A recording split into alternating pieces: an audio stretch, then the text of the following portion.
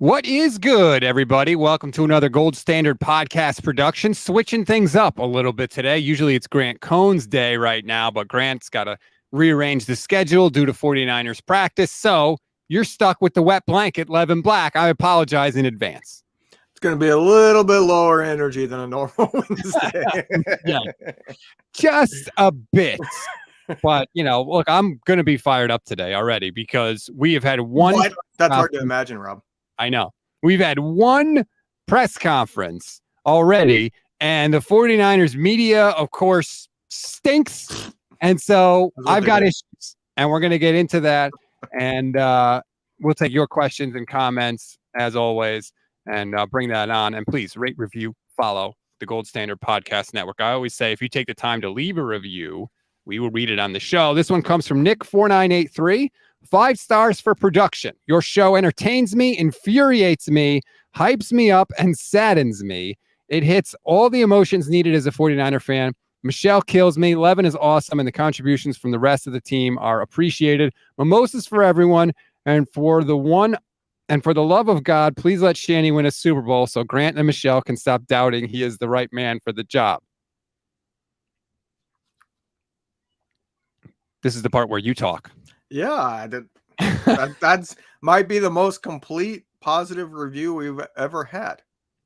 Please keep the reviews coming. They help us. If you want to support the show, leave a review. That's the best thing you can do because it helps us move up the charts. It helps people discover us. And of course, football season coming, we want discoverability. So John, I got a question. Is that a real thing before we get off that review? Michelle has a reputation for not thinking Shanahan is the guy. She's got some issues with Kyle, as we all do. Yeah, I think all of us have. I haven't ever heard it as, well, she's not sold on Shanahan. It's just that she really doesn't like his ego. And some of the stuff he does in games.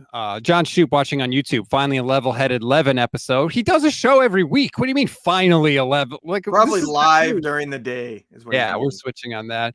Jedi says stats on fire. Yes, I am. And Jason PDSI, I left a review on Podcast Addict, y'all. Leave one on iTunes as well if you could, although we do appreciate any review you leave anywhere. Let's get into it, Levin, because Lynch and Shanahan had their podcast or their show, their press conference yesterday, and then Kyle Shanahan talked to Tim Kawakami of The Athletic for the TK Show podcast, and he had a bunch of stuff to say. We'll play some audio from both. Obviously, the big headline is Brock Purdy is back, essentially. And the weird thing was, like, they kept saying Brock has no restrictions and then immediately named a restriction they have for him. So he has almost no restrictions. They will not let him throw 3 days in a row. But other than that, he is cleared to go on July 26th. Yeah, see, I tweeted about that. I think that's a little bit of almost like a semantics thing. Does he have restrictions in terms of what he can do in practice? No, he's going to be able to do everything there is in practice.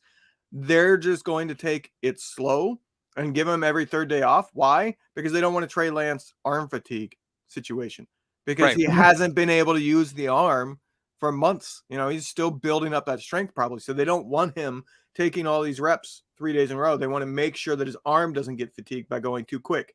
There'll be a time when he can be a full go and not have to sit out, but why rush that? So to me, it's like some people take that as, oh, that's a restriction. No, that's a precaution. He's capable of doing everything, and that's how Lynch meant it, that he's going to make every throw. He's not going to be like, oh, we're not going to throw a deep ball. He's not going to have to throw the ball over 40 yards. We won't call any of that practice. No, he's going to have every single throw in his arsenal. Yep. The 49ers are putting the restriction on Brock, not the doctors. And I think that's sort of where the ambiguity comes. But it is still a restriction. But even that, Kyle said, probably that'll get lifted after a couple weeks, 2 or 3 weeks. So, I mean, really, that's going away. It is as good a report as they possibly could have hoped for on Brock Purdy. And I just wrote something for our website, goldstandardniners.com. The Niners have gotten incredibly lucky when it came to all of this stuff since the NFC Championship game. They were lucky that Brock's UCL was not completely destroyed and that they were able to repair it rather than replace it, because the replacement is the Tommy John. He would have been out for the year. They're lucky that this brand new surgery now exists. It's younger than Venmo, for God's sakes.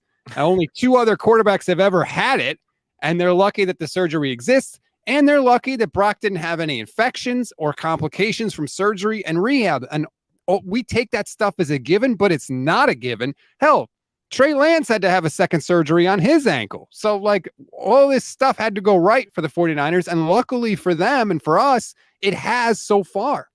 Yeah, so first off, it's a good thing. So let's not misconstrue that. It is a good thing Brock is back. Nobody should be sitting here saying they're disappointed because they wanted to see what Trey Lance can do. No, the most important thing is getting all of your quarterbacks healthy, and it's going to be what it's going to be. You don't sit here and go, well, I hope this guy's injured for a little bit longer just so this other guy can have an opportunity. No, it's a good thing Brock is healthy.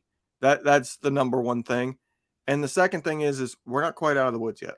So I'm not taking a full victory lap. I might be starting my victory lap, but I'm still walking. I'm not running for the finish line yet. We'll see what happens when he actually has these practices, and what happens. He's not going to get hit, but you know how it is. There's going to be some contact. It's not like he's going to get lit up or anything, but he's going to have to be throwing a lot more frequently, I'm guessing, than what he's been doing. And it's going to be just a different thing. When you're doing a private workout versus when you're doing practice, there's a difference there.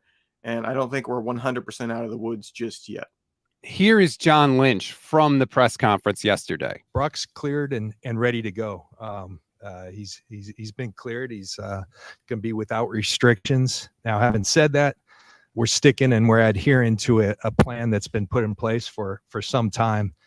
And he got after it the last couple of days. We upped his pitch count, so it was kind of the peak of the buildup, and so he'll take off day one. And but we believe in that plan, so he's cleared without restriction. There will be some time off, due to pitch count and all that, sticking to the plan. But the great news is Brock has worked his tail off, and he's ready to go. So that was John Lynch. I agree with you. Like, all the news has been good to this point, but we haven't reached the finish line yet. We don't know what Brock is going to look like. We don't know if he's lost any arm strength. I know that the 49ers themselves tried to address that in the press conference yesterday. Shanahan said, we don't think he has. Lynch said, according to the GPS wearables, that he hasn't. We don't know what's going to happen here either. I mean, and you're pointing he was to still head. a rook. Yeah, sorry. Some people listen to the podcast, but there's going to be a mental aspect to this that maybe it's nothing. Maybe he goes right through it, which he does seem to have quite a bit of moxie and confidence like that. But there is the possibility that not having the entire offseason is going to put him behind in terms of development. He talked about it himself that he got away from what worked early on when he started trying to ad-lib a little bit more and going away from what just being a machine and doing what the system says to do.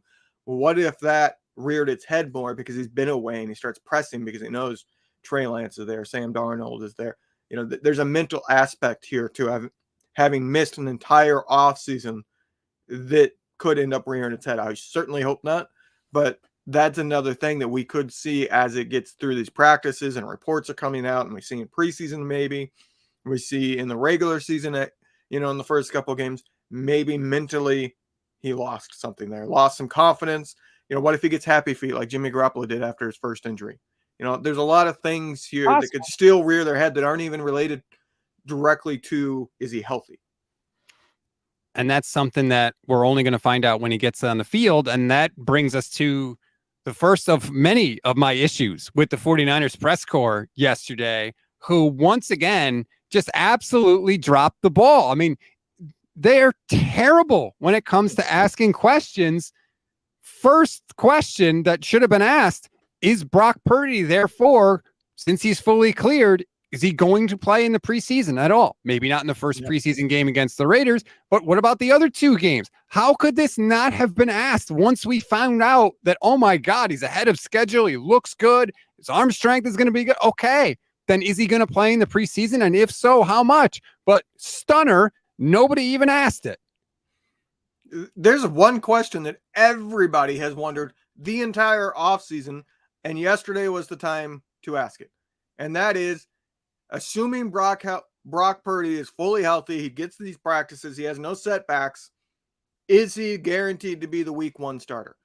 Make Kyle commit to him. If Kyle says, well, we'll have to see, then at least there's some crack to that door. The door's not fully shut to the others. But they never ask that. How the heck do you not ask if Brock Purdy is guaranteed to be the starter? The number one question every single person has about the 49ers is, who is the starter? Right. And they've said leader in the clubhouse. They've said it'll be hard for Lance. Like they've hinted at it. They're circling it, but they never say it, in part because they never get really drilled down on. They never get forced to say it. They never get directly and simply asked these questions. And you could sit there and say, well, he's never going to answer it and all that crap, but you have to give him the opportunity to answer it. And anything that he says in response gives us information. And that's what we want. We want information from these people. And the 49ers press corps, they just come and check the box. They just, okay, ask a quarterback question. For example, and this is something that Vish Kumaran, who hosts with me on Mondays, tweeted about, and I totally agree. We are just glossing over the fact that they have benched and possibly made third string the 3rd overall pick in the draft from 2021 after 4 or 3.1 starts, really. No one asked about that. No one asked, if you love Trey Lance so much that you were going to give him the job in 2021 and you still say you love him, why the hell is he competing with anybody, let alone Sam freaking Darnold, for the backup quarterback spot? How has that never been addressed, even asked one time? But nope, I guess they didn't have another opportunity to ask him. Yeah, the follow-up to that is, how is it best for Trey Lance's development, as inexperienced as he is, to be splitting second string reps? Wouldn't he benefit from having all of the reps that he can possibly get? Like, that's the question. Is the best thing for Trey Lance for him to get as many reps as possible in practice? Just to ask that. And if Kyle says, yeah, the more reps you get, the better you can develop and the better we get to see you and know what you're capable of, then you follow that up with, then why would he be splitting with Sam Darnold if you still believe in Trey Lance? I agree. And that absolutely needs to be asked, because they're the ones that keep telling you that they believe in Trey Lance. Matt Mayoka or somebody said they love him now more than they ever have. Well, then these questions have to be asked. They have to be asked if you want to do the job and if you want to do the job. Yeah, and if you have a full one-on-one sit down with Kyle Shanahan, guess what, TK? You had plenty of opportunity to ask. So your little excuse that you put in there that, we didn't really have time after Brock Purdy took over to ask some of these bigger questions. Well, you just had a one-on-one and you didn't ask any of them. So I guess we know what the Athletic is right now. And that's what we are. Yeah, the Athletic, who was it? Bob Kravitz, the former Colts beat writer, was trashing the Athletic. He used to work for them. Mm-hmm. The cracks are starting to show. Let's just say that. And for people that don't know what I'm talking about, I'm going to try and throw it up on the screen really quickly if you're watching on YouTube. Kyle Kami did a sit down with Kyle Shanahan and he wrote it up. And in his little notes section, he said, quote, "The Purdy revelation happened so fast and so late last season that we didn't really get much of a chance to ask Shanahan back then exactly what he saw in Purdy in last year's OTAs in camp to give the 7th round pick a roster spot." You didn't have the chance, Tim. You had 8 weeks of media sessions with Kyle Shanahan where he had multiple press conferences per week, and you didn't get a chance to ask the most basic freaking question about the most important player on the team. Like, give me a... You also had the exit interviews and all stuff like that. Like, where you been? It's comical with this team, but that's where they are. They just, okay, he mentioned Brock, good. We'll ask one question about, if it wasn't for Grant Cohn, nobody else would have even asked about Trey Lance, for the love of God. It's unbelievable, man. First press conference of the year. They had all this time to think about what they want to ask, and they just absolutely dropped the ball. I guess I shouldn't be surprised at this point. I find it frustrating. Like, it's a weird position for me personally, just because I used to be a reporter, obviously not at the NFL level, but I do know, like, there's a balance and there's a certain tact you have to hold, and you have to be able to read people extremely well, because you have to know when pushing something, when are you going to be crossing that line, and you got to go to that line but not cross it, because if you cross it, it's that coach, player, whatever, will never give you an answer again. They will clam up every single time you ask. And that's a skill. My issue with the 49ers press corps is they don't push that line ever. They never get on the field to find a line at all.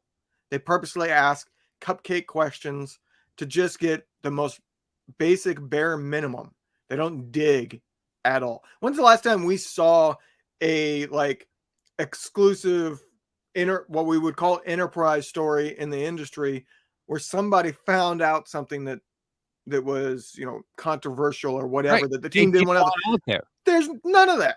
That never happens. No, never. And if it does, it's all from national guys. It's not from the local guys. It's the national guys saying Sam Darnold's going to be QB2, which Florio has said that. Rappaport has said that. Other people have reported it as well. Former analysts at other places have all said that. So, yeah, that's the frustrating thing. Now, let's get to Kyle Shanahan with Tim Kawakami, because he did a podcast on The Athletic, and you can tell when you listen to how Kyle speaks about Brock Purdy and the inflection that he puts in his voice when he talks about Brock, that he is all in on Brock Purdy and that the other quarterbacks on the team are just other guys. And case in point, here's Kyle talking about Brock and then about what Trey and Sam can do now that Brock is back. I know how good he played. And I think anybody who really sits and watches it, whether it's our teammates, whether our coaches, I mean, it was strong in the season, but it got stronger in the offseason. It's because what he put on tape was real. And that's what makes it easy, the situation we're in. Now, Trey and Sam, they have the ability to do that stuff. It is harder for them to do it in practice and to jump a guy who we've seen do it in 7 games like that. That's the harder situation. It's a sad situation I'm happy about, though. Now, maybe he has a setback. Maybe he's rusty and stuff, and because of his injury and stuff. I don't know. I don't think he will be. I think he'll get back to that point. And then these other guys can play too. These other guys, the 3rd overall pick from 2019, they can play too. Well, first impression was that like a Batman impression by Kyle Shanahan? No, but the real takeaway there is it's Brock's job. There is zero door open, and that's different from, what was it, 3 days ago that somebody pulled an old thing from minicamp about Kyle talking about how there's a chance that somebody else could take the job. Yeah, we can call bullshit on that one. Well, I don't know. There is no chance. It is Purdy's spot, and the question is, how long does he get it if he's struggling? I don't understand why the 49ers themselves are the ones that they tweeted that out and had an article on the webpage with that quote in it. Mm-hmm. And it was like, what are you doing? This is months old. So that was very, very strange, especially now knowing what we know about and what good a shape Brock was in. Just really weird to just throw that out there. But yeah, that's what I took from the TK Show podcast as well, that it's Brock's team. They believe in Brock. They believe in him more now than they did even during the season last year, because Kyle has rewatched all the film and he's come away thinking, hey, this is the guy. We've got our guy. And the other two are just there in case something happens to 13. Right. And that's the big thing there, is that Brock's is got this team, and the only way he's losing it is, I wouldn't even say that he takes a step back. The team has to be losing. And the likelihood of this team losing with the schedule they have early on isn't very likely. So there's almost no shot anybody else is getting it unless there is an injury setback, which nobody wants to see. Well, you say that about the schedule, but we know the 49ers start slow. I just threw it up on the screen if you're watching on YouTube. The Steelers game could go either way. You should beat the Rams. You should beat the Giants. You should beat the Cardinals. But this team lost to the worst team in the league last year in week 1. And I get it. It was raining, but the point remains, they have not been good early in the year. So while we might think they have a soft landing early on, it hasn't always played out that way. I mean, with that schedule, the worst they should be is 2-2. I don't think you're pulling Brock, even if he's struggling. Say they're 2-2 and Brock only has like 4 touchdowns and 6 interceptions. I don't think he's pulled yet. I think the earliest you would see him get benched, and he would have to be really bad, is after that Cowboys game. That's a primetime game. If they have been struggling and they're 2-3 or worse at that point, and Brock is turning the ball over a bunch, I think at that point, that's the earliest you could see them pull the trigger. And even then, I think it's highly doubtful. I think you're looking at the bye week, which is 8 games. I think Brock, unless it's just complete abysmal play, Brock has a half season at minimum. Yeah, I agree. It's absolutely tied to team performance, because if it wasn't, Jimmy would have been benched at some point, because everyone can see he was making it more difficult for the team to win. But Kyle was like, hey, we're winning. We're good. The other thing I took away from the Kawakami podcast is Kyle talks about how when he's calling plays, he calls plays to, quote, win the game. And he's talked about essentially when he was an offensive coordinator, he called plays to score points. That's all he cared about, was just more points, more points, more points. Now Kyle says, oh, that's one of the areas where I've improved, is that I don't do that now. I call plays to win the game. To me, it's not where he's improved. It's where he's gotten worse. He thinks he's being smarter, and he's actually outthinking himself, because he calls plays to be conservative, to try not to lose. He might say he's calling plays to win, but that's not really what he's doing. What he's actually doing is calling plays not to lose. And we have seen throughout NFL history, when you call plays not to lose, you do lose. It's a weird take, because what he's doing and what he's saying, because we've seen him also talk about how good the defense is, and that's why he doesn't go for it on 4th down as much and things like that. He's basically saying, as an offensive play caller, hey, I don't need to be the one that wins this game. I'm going to take myself out of the equation, punt the ball or take the field goal, and just have my defense win the game. And that's weird. You don't see that out of offensive play callers very often, where they're literally saying, I don't want to be the one that decides this. I'm going to have it on the defense's shoulders. I think he got scarred from what happened in the Super Bowl, when he called plays to just try and continually score points, and they didn't work, and the Patriots came back and won. And he even said in that Play Callers podcast, you have to guard against your own personality, protect yourself from yourself. And I think that that's a result of that. I think that he doesn't want to ever do that again. And it's stunning to me that he doesn't realize that he's actually making it harder for his team to win the game. A lot of coaches seem to be like this. It's crazy. I don't get it. Even in the Super Bowl, you saw with the Eagles, they had a 4th down early or in the second half of that game. I can't remember if it was late 3rd or 4th quarter. And the Eagles, who had been hyper aggressive in going for it all year long, punted the ball. Chiefs got it back, scored, and that was it. They never looked back. Like, these coaches got to learn, but that is not what he is telling you already, that he's not doing that. He thinks he's being extra smart. And I think it's because of what happened in the Super Bowl. So what do you think about this comment here? Trey, if Brock starts week 1, request a trade and move on from the team to a team that will invest in you and actually will support you. Well, here's the thing. First of all, you can request anything you want. We've already had a player much better than Trey Lance request a trade and didn't get him traded anywhere. And number 2, just because you request a trade doesn't mean anybody wants you. And I don't think anybody wants Trey Lance right now. That's why I think Matt Mayoko said the joint practices with the Raiders are super important. And that's why I think the plan for the 49ers is tell teams he's healthy, which if you notice, every time they talk about Trey Lance, what do they say? He's healthy now. He's healthy. He's healthy. He's healthy. They want to sell that he's healthy, and they want to trade him for the best that they can get. And part of the reason I think you know this is because 1, they signed Darnold, and 2, Kyle keeps talking up Brandon Allen like he's the second coming of Joe Montana. He said how thrilled he was to sign him with Tim Kawakami. He says that yesterday, he said that Brandon Allen has earned extra reps. Like, think about that. You want to give Brandon Allen extra reps, so you're willing to take those reps away from Trey Lance. Like, what universe are we sitting in? But that's what they are telling you. So I think it's get Trey healthy, sell teams that he's healthy, have him do good joint practice with the Raiders so you can give teams that film so that they trade for him. I think that's what it is. And then you can say, oh, we wanted to be fair to Trey and he requested a trade. We wanted to be fair to him, so we're letting him go because we believe in Brock. I think that's what they're going to do. I have no clue. All I know is I would not blame Trey Lance whatsoever for wanting out, because it's not so much that Purdy is getting the starting gig unquestioned. I think even Trey Lance agrees, because we've seen a little bit of him talking about it, that what Brock Purdy did in games last year is amazing. It's that he has to split the backup reps.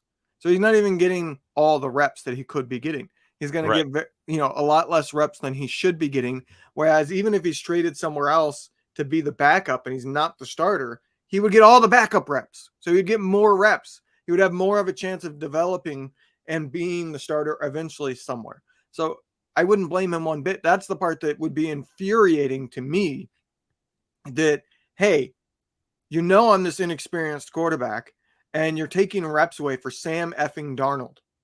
Like, that's what I don't get. Like, I wouldn't blame him at all, but I don't think the Niners will be willing to pull the trigger unless they get into the regular season. I don't think they're going to pull any trigger on a Trey Lance trade until they see what Purdy does in games, because they want that backup option. They want a second cord on their parachute, so to speak. And I don't see them doing that, but I do see them, if they get into the middle of the season, Brock Purdy is for real, they're confident in Sam Darnold, I could see them then moving Trey Lance for whatever they could get, because I don't think they would get anything in the offseason, because at that point, the team that's acquiring him gets 1 year and that's it. Kyle said yesterday during the press conference that the preseason games are going to matter more for the quarterbacks than they normally do. Because if you remember, Kyle had said in the past that he doesn't put as much stock in the preseason games as he does practice, because practice is more in your control. So you can dictate what situation the quarterback is in. Okay, it's 3rd and 5, 2 minutes left, whatever. And you can see how he responds in that situation. When you're in the actual preseason game, a lot of that is in your control. So you may not get to see your quarterback in some of the situations that you would like to see him in. So that Kyle, that's why he said he likes practice more than games. But yesterday, when it comes to Lance and Darnold, he said those preseason games are going to matter a lot, which is awesome for us, because then more business coming with the preseason games and more reason to watch and all that stuff. But yeah, like, it is very much a competition. They're splitting the reps. It doesn't make any sense. And I hope that Trey just comes out in that first preseason game against the Raiders and kicks the hell out of them. And then we can just stop all this foolishness. I mean, it's a weird position in terms of being a fan, because it's really tough. Like, I want Trey Lance to succeed, but I want the team to win. And if Brock Purdy's the starter, it means I'm rooting for him. So it's this weird position where you're wanting the backup to succeed, and yet you're also wanting the starter to succeed. Normally you don't care whatsoever about the backup, and it's, I hope I never see him. But there's a little part of, at least for me, sitting there going, God, I wish I could just see Trey Lance. But I want Brock Purdy to be the real deal. The most ideal situation is Brock Purdy picks up right where he left off, maybe even improves slightly based on, watching film in the offseason, seeing where he was, weaker or whatever, and he's the true franchise quarterback. That's the most ideal situation, so don't get me wrong. But I do feel like a little conflicted on the inside about this quarterback position. Well, I get that, because I want to be completely honest. I would prefer to see Trey Lance starting. I absolutely would. That's just me. I think that you're betting on upside. I think he has a higher upside than Brock Purdy. I've made that clear, and I'm not going back on that now. But I understand the 49ers thinking, saying, hey, we think Brock looked really good and we're going with him. I get that. And I will be rooting for Brock Purdy. That's the thing. I'm not anti-Brock Purdy. I'm not hoping he fails, because I'm a 49er fan. I want them to win, both personally and professionally, to be quite honest, because when the 49ers win, more of you watch our stuff. Hell, Kyle Juszczyk was just on with Haberman and Middlecoff, and he even said, I only listen to you guys after we win. That's just the reality of the business. I'm not rooting against Brock, but I am rooting for Trey. And why can't I want the team to have the best number 2 quarterback that they can have, right? So I'm definitely rooting for Trey over Sam Darnold, 1,000%. I can guarantee you one thing. I am never buying another effing NFL jersey again. Period. Team too. I didn't buy one for, I think, over a decade. I didn't buy one. Yeah, I didn't buy one since, 10 years ago. I was in San Francisco. It was 10 years ago. Last year, I was in San Francisco and I bought the all red Kaepernick jersey. Right. Every single jersey I've bought in the last 20 years, they've been gone in 3 years. I haven't gotten Patrick Willis early retirement. Alex Smith, I guess he stuck around because I bought it after his rookie year. But there was 3 years I couldn't wear it because he wasn't playing. And then I bought a Kaepernick jersey. He was gone in 2 years. I bought a Trey Lance jersey last year. I am never, ever buying a jersey again. It is not worth the investment because too many variables come into play. I'm so sick of it. I just want a jersey. I used to wear a jersey every single day on game days, and then every Monday after, when I was in college, I would be wearing a jersey walking around campus. So I like wearing jerseys, but I'm not spending $100+ on a jersey that I don't know if I get more than a year out of. Yeah, you got to switch. So frustrating. It t-shirt pisses jersey. me off. Yeah, I'm done. Nick Ellert, YouTube channel member. Shout out to you, which, by the way, if you want to be a YouTube channel member, it's less than $3 a month. You get custom emojis, membership badges, priority comment response. Do that if you want to support the show. Also, he says, I'm with Levin. Here's where my jersey purchases at one point were. Bowman got cut within a month. Reuben Foster, Jimmy Garoppolo. That is tough. That is absolutely tough. I bought the Kittle jersey that's hanging up behind me. That's the first jersey I paid for in 15 years. The 49ers sent me one when I was working at ESPN. They sent me a Gore jersey, which was awesome. Shout out to Bob Lang.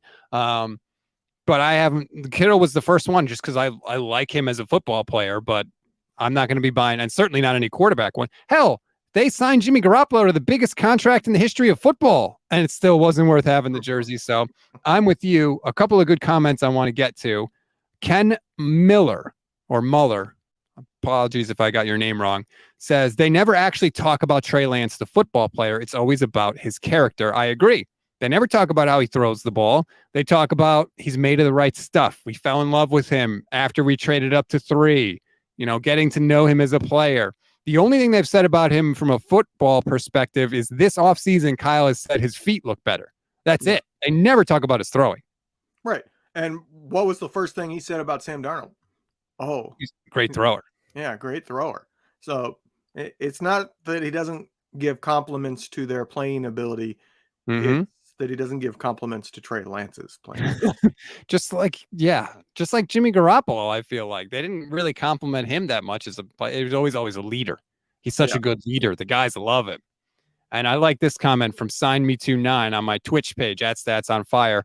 Kyle Shanahan likes practice more than games, but according to Matt Mayoko, no one can win the job based off of practice alone. That it's Brock Purdy's job because of what he did in actual games. Now, it's a little different preseason game to a regular season and a playoff game, but I understand the point, right? And also, like, Trey can lose the backup job in practice too. Like, it's a very, very weird situation with the 49ers. It always is, and it continues to be weirder, and we won't have any, lockdown language from the 49ers until the press corps makes them give it.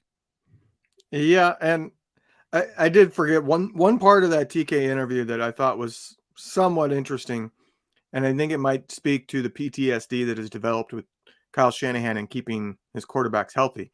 He talked about how excited he was to get Sam Darnold so quick, and it was because at the current situation, Trey Lance hadn't been cleared just yet. They weren't 100% sure what he was going to be, and Brock Purdy had his surgery delayed, so he was a little concerned about whether or not Brock Purdy would get back. So that kind of gave a little bit of light into why they went out and got Sam Darnold as quickly as possible as they could. And I think it's because if you saw Kyle Shanahan at that time, he was probably panicking, saying, I got 2 injured quarterbacks. I got nobody that I could trust to be a starter or at least have a chance to be a starter and keep the Super Bowl window going. And so he panicked and went out and got Sam Darnold, which at this point looks kind of pointless if you're really keeping Trey Lance. Well, 2 things there. One, okay, but then why not say, hey, we signed Sam when we didn't know what was happening. Lance is the number 2. And also, like, you panicked, and so you thought that Sam Darnold was your life preserver? You thought that guy was going to be the guy that could save you. The guy that's a human turnover machine. You think that's the guy that could save your season if Purdy and Lance weren't there? Like, I wouldn't say he's the life preserver. Brock Purdy is the boat. Trey Lance is the life preserver. And Sam Darnold's the log floating because you have nothing better and you're desperate to find something. But there was something better out there. He wasn't the only guy that was available. Gardner Minshew was sitting out there in free agency. Hell, a lot of players. Teddy Bridgewater is still a free agent, I think. Like, there were a ton of better options out there than Sam Darnold. Not Mr. 90 combined interceptions and fumbles in 56 career games. Hey, I don't disagree with you. It does explain why he got the incentive-laden deal, though. Because at the time, Kyle thought he might have to play because I got 2 injured quarterbacks. And I kind of get that, but like, again, you didn't have to rush out and sign that guy. I think they are misevaluating that position. I really, really do. Shocker. I know.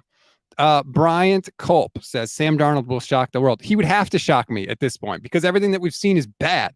Like, what? Now he's going to be really good?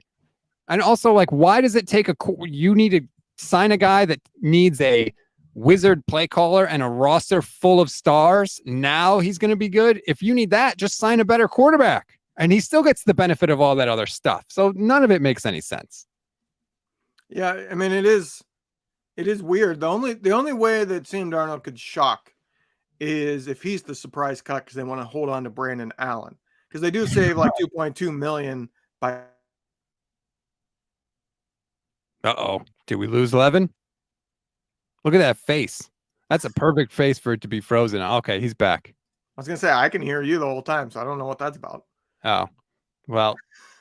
I was just saying, like, they do save money by cutting Sam Darnold. So, like, that's the only way I'm going to be surprised on anything concerning Sam Darnold. John Coster says you look like a shitty version of Roger Goodell. I don't even know what to say to that. I saw that when he put it in there. I was like, oh, I have to find a moment to get this in the show for sure.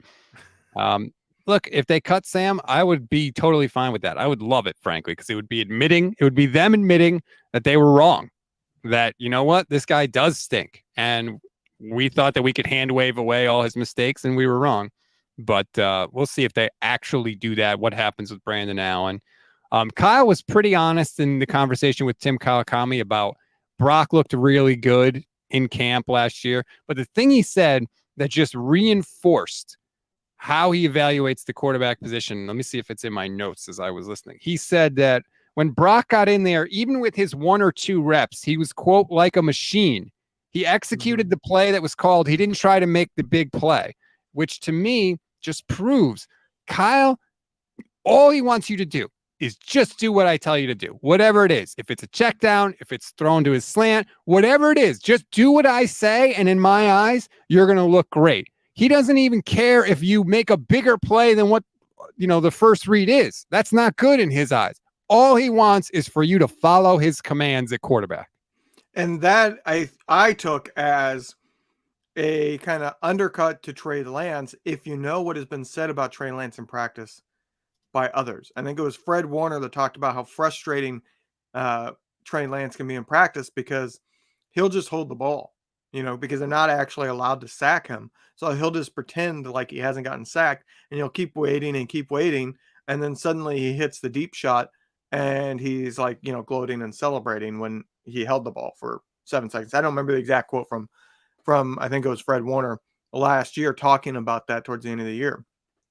But that's exactly what Trey Lance does. And Kyle just talked about how he doesn't like that just play the system. Whereas it seems like Trey Lance is more this isn't going well. I'm just going to go off script here and look for the deep shot. Imagine that. Whoa, what a terrible way to play quarterback. There's a guy you could win a Super Bowl doing that. There's a guy in Kansas City that does a pretty good job of that from time to time. But that's what Kyle wants. All he wants you to do. I mean, what did they tell Brock after the season, right? Hey, you got a little bit away from what we're telling you to do. Listen to what we do. Make sure you throw it where we tell you to throw it, when we tell you to throw it there. It's frustrating. Oh, the other part that was frustrating was Kyle Shanahan's comments about like what he was thinking in the NFC Championship game. I was just hoping Brock wasn't hurt as bad as they were saying. He told you. We know this for a fact. He told you, I can't throw the ball. And you kept hoping he could? Like, what? Well, Kyle said that he didn't even realize, like, he still thought they could win the game until there was about like 2 minutes left and the Eagles had like 30, 35 points, whatever it was. And then like he literally said, he told the coaches in the headset, guys, I don't think we can come back in this. It's like, no crap, Kyle. You haven't been able to throw a pass in the entire second half. But that's how they think, right? Like they're just hardwired to just think that you'll find a way. It's actually a good thing. Like, I like that he's thinking like that. I like that he didn't just immediately give up. It's just funny to hear him say like how his mind was working at that. Like, what do you think the coach's reaction was when he said that in the game? Like, yeah, dude, we know. I mean, there's a little bit of tunnel vision that's good when you're in the midst of a game. I agree. I thought that was interesting. And you can tell also from the conversation Kyle had with Tim Kawakami, he thinks they should have at least one Super Bowl, if not two. Like he mentioned like 4 plays out of the Rams NFC Championship game. He was like, if this, and this go different, like we should have a title. But I think his overall comment was like, it's one thing if you play the NFC Championship game and you don't make those plays and you get beat. The Eagles game last year, like we talked about, was like taken away from them. And so that was like a different thing, and it was harder to process and get over. I would sympathize to that. It's really hard when you feel like you didn't go out and you got beat. You went out and you were dealt a deck of cards that were unwinnable.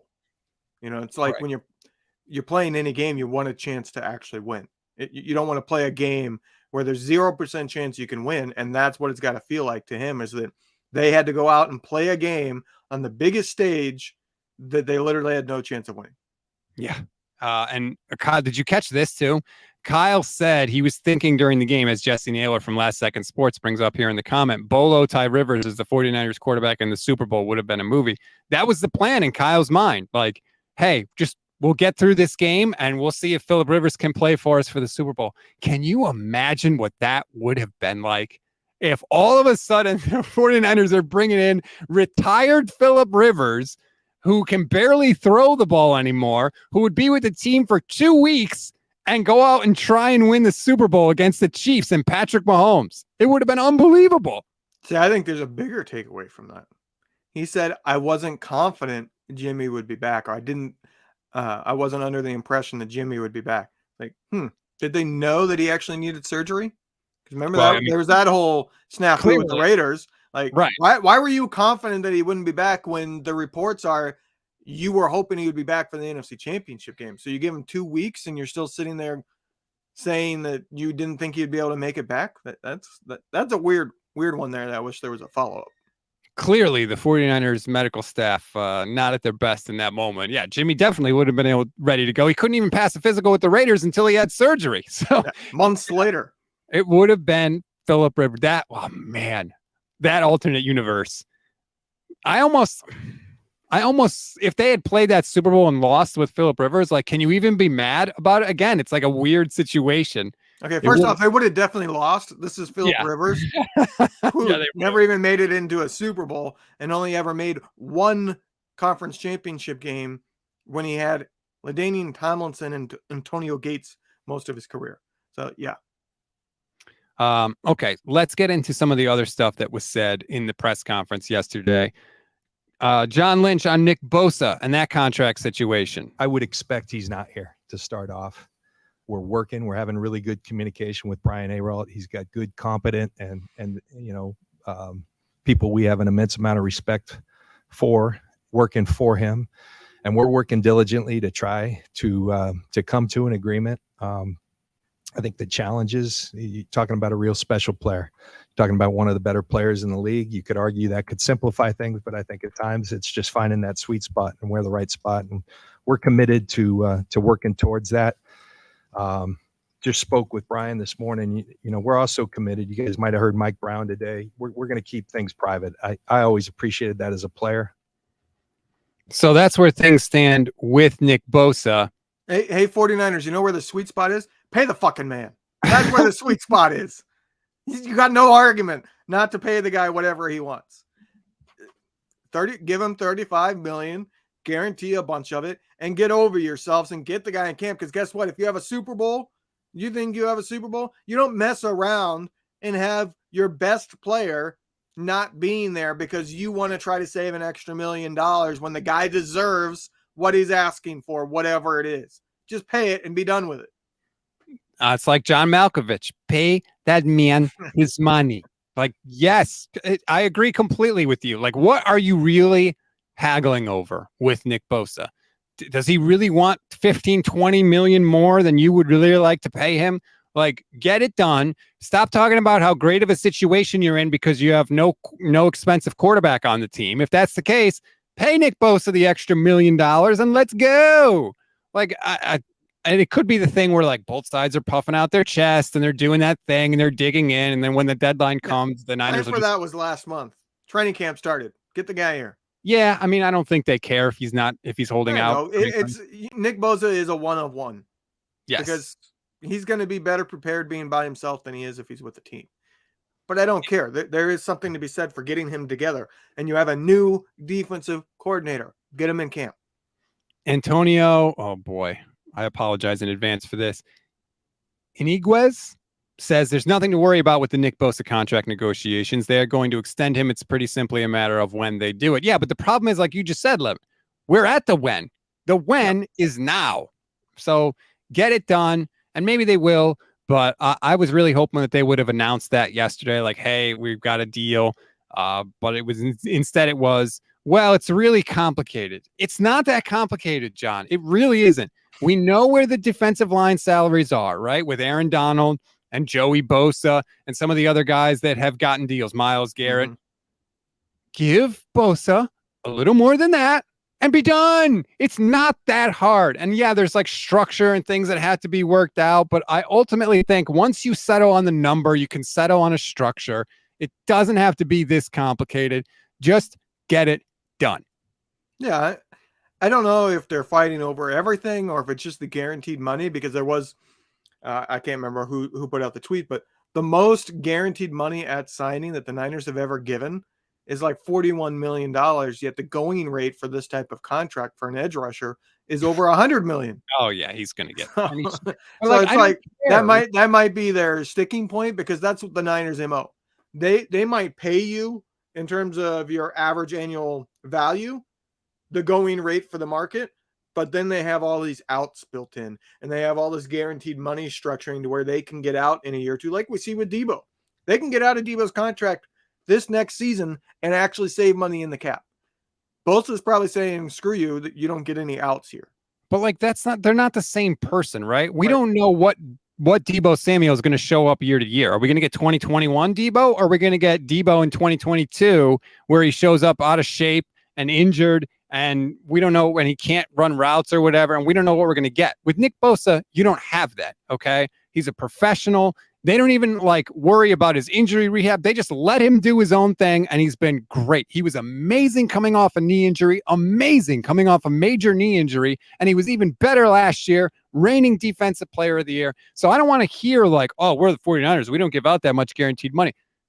How many other defensive players of the year have you had to sign to a new contract? Like, I'm not everybody else. And the sooner you realize that, John Lynch, the sooner this thing gets done. I don't mean this as a slight to Debo, but I think this is a good way to sum it up. Debo wants to be one of the best wide receivers in the league right now. Nick Bosa wants to be one of the best defensive ends of all time. He has a different goal. And that comes from being a player's son, having an older brother that plays at an all-pro level, and coming in and knowing my goal here is not to be one of the best players in the league. My goal here is to be one of the best players of all time.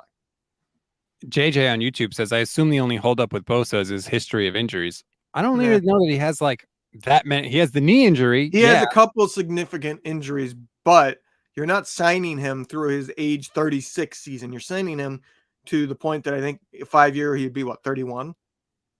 But maybe also, like, 32. Are you worried about Nick Bosa? Like, he already had the devastating injury that we all clutch our, pearls and hope doesn't happen. Like, the worst thing that can happen has already happened. Not to say that it couldn't happen again, but like, usually that doesn't happen to guys twice. It's pretty rare for it to happen multiple times. There's no excuse not to get it done. No excuse.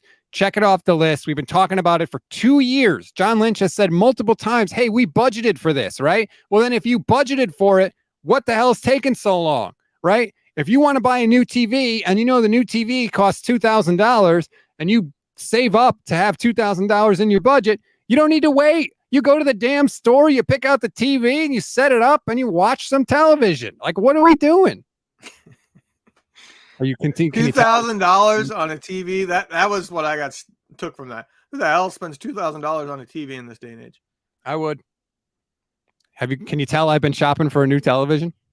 $2,000 television?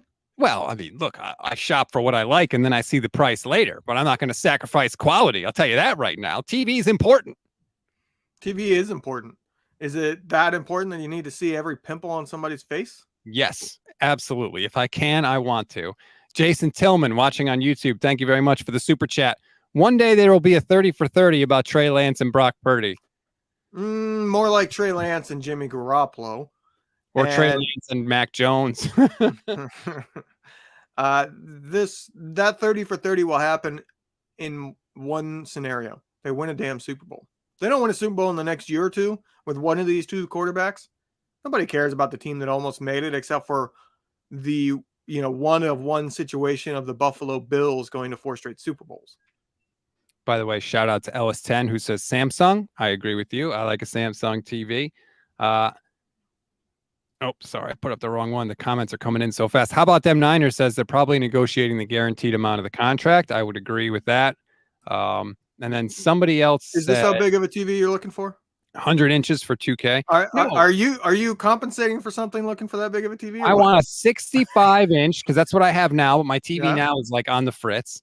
So you can never go smaller when it comes to a TV. Like once you go up in size to whatever size you're at, 32, 23, you can't then downgrade. No. So now we're at 65 inches. That's pretty much like as big as my entertainment center can stand. So I want a 65 inch. I think I want it to be a Samsung. Some people are saying OLED. Okay, I'll take a look at all the things. But I go around and look for the features I want, and then I look at the price. And if I have to save up for it, then I just save up for it. How do you do it? I look at the market and I look at the market and I look at the market. I'm somebody that if it's a purchase of more than like $50, I end up becoming obsessed and researching until I find the deal I want. But I am not somebody that needs the most advanced TV. I don't give two shits about 4K over HD. I really don't. I know I'm not there. I know I'm not sitting in the stadium. I know I'm not watching these people act out the TV show for real. Okay? It needs to be good enough that I see it and it has good lighting and all of that. I don't need to be able to see the pores on their face. I could care less. You shop for TVs the way Kyle Shanahan shops for quarterbacks. You're just looking for good enough. Just want to meet a minimum level of performance. And that's I will say this. I will never, ever, ever buy a Vizio again. I've had Vizio for the last like 10 years, a couple different versions, a couple different ones. This most recent one, which I bought 3 years ago, their menu system drives me absolutely insane. Like little things like this. And when you have a 3-year-old who wants the TV on all the time, it's a little bit of a bigger deal. But if I like play video games and I turn off the Xbox, and there's no way to turn off this setting, I turn off the Xbox, right? It will sit, and even if I turn off the damn TV, I will manually turn off the TV. It has a countdown that doesn't stop, and after 60 seconds, it will want to go back to the homepage, which turns the TV back on. That's terrible. So there's literally been times where I'm going, I'll go upstairs, I'm going to bed after playing some video games or something, and I turn off the lights, and I can see a glow, and I'm like, mother effer, that TV is on. I got to go downstairs, because what you have to do is you have to hit the home button to get it to home, then turn it off, because it wants to say, oh, there's no input on this channel, so I'm not going to stay here. I'm going to go to home, and there's no way to change that setting. And then their homepage has so much effing crap on it, it sits and lags all the time. And it's not my internet. I have top of the line internet. Like I cannot stand Vizio. They lost me, and I'm already pressuring my wife to get a new one, even though there's nothing wrong with this one. Kenny says, my son broke my 65-inch TV, replaced it with a 55-inch. It lasted 2 weeks before I had to go back up to 65. Going darn was jarring. Absolutely. I completely agree. Nick Ellert says, I don't think I've ever spent over $500 and I have a 65-inch TV. Well, yep. I don't want to watch TV with you, Nick, because I have a 65-inch. I got it. See, I wait for the deal. A lot of times I end up buying around Black Friday and stuff. I got a Vizio that's normally like $750 for $400 on Black Friday. It would be 4 years ago this Thanksgiving. Let me just give this advice, and I don't know if I've ever given it on the pod before. Maybe I have. I apologize if I did, but if I haven't, if you are going to make any big purchase, and you can apply this to free agents at the 49ers sign, you can apply it to whatever. We're not talking football here. If you are going to make a purchase of an amount of money that matters to you, here is your guide, okay? Ask yourself 3 questions before you buy. And if you can answer yes to 2 of them, You should always buy it. You'll never regret it. The first question, do I love it? Pretty simple. It should be a very quick answer. If you have to debate, you don't love it. That's the first question. Do I love it? Second question, do I need it? Third question, is it a good deal? If you answer yes to two of those questions, you will never regret the purchase, right? Because if you love it and you need it, who cares if it's a good deal? Because you love it and you need it. If you need it and it's a good deal, you don't have to love it. And if you love it and it's a good deal, who cares if you need it? That is the strategy. I am telling you, use it in your life. It will never let you down. Here's a little window into me.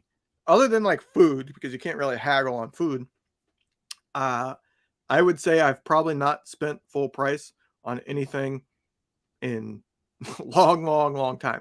I will sit and research until I find the one place that has a sale going on. Like I will spend hours and hours. I will keep going around. If I have, for a TV, for instance, I want this TV. Well, that one I can't find any deal on. Is there another TV that has the exact same specs that I can go find a deal on? Yeah, you're a deal hunter. That's fine. I don't think that's the best way to go about it. What's Good says you would only know if you love it down the line, though. No, that's why you got to do your research, right? You got to do your research. No. Kyle, I am sure he would have. He thought at the time he was going to love Trey Lance, but it's pretty damn clear he doesn't. So, well, he can't know that. He hasn't even. That's like buying a TV and keeping it in the friggin' box. He hasn't even played it, so he doesn't know. What is this comment from Tawalore? I apologize if I say your name wrong. Rob, did you see the short audio Jesse posted on his Last Second Sports what Kyle said about his confidence in Brock Purdy? I did not, but I think that Kyle is extremely confident in Brock Purdy. He talked about how he gained that confidence throughout last year, that Brock just continually basically told him that he is the guy. And he even said it. He's even more confident in Brock Purdy now after reviewing things than he was last year. Sure. I'm still stuck on this TV. Like, how big of a TV are you going? 65 inches? 65. How the hell are you spending $2,000 on a 65? It depends what the features are, man. Let me ask you this. As an unemployed person, what is your wife saying to you wanting to spend $2,000 on a TV? First of all, I prefer the term self-employed as opposed to unemployed. Fair enough. You are self-employed. I'm going to be hearing back about a job I applied for later today. So there you go. Also, JJ so says we might have to come back on and just drink. When I bought my 80-inch, I thought it would be too big at first. Almost brought it back. So glad I kept it. That's what she said. Has anyone ever regretted buying a really big TV? Like, no. Bigger is better when it comes to televisions and nothing else. Television. All right. That's going to do it for this edition of the show. Okay. Nick says, Trey Lance is a TV that broke immediately. Doesn't mean a replacement will not work as expected. He didn't break immediately. Well, I guess he kind of did. But you spent the time and money to fix the TV, and you're telling me that you love the TV more than ever, and you still won't take it out of the box. That's the problem. Anyway, that's the show. Kyle Shanahan will speak again today after practice, which is probably pretty much now, believe it or not. I think practice was at like 10:30 in the morning, something like that. So we'll be hearing more. It was just starting. It was starting right about the same time we were coming on, so I think they probably have another half hour or so. So Kyle will have more comments. I will be back live tonight with Grant Cohn at 5 p.m. Pacific time. So that'll be the Thursday audio podcast, and we'll do another late stream tonight. So please join us for that. Like and subscribe to the YouTube page. Check out the website, goldstandardniners.com. Follow Levin on Twitter at Takes by Levin, or X, or whatever the hell we're supposed to be calling it now. I'm on all the socials at Stats on Fire. Thanks, everybody. Talk to you later tonight.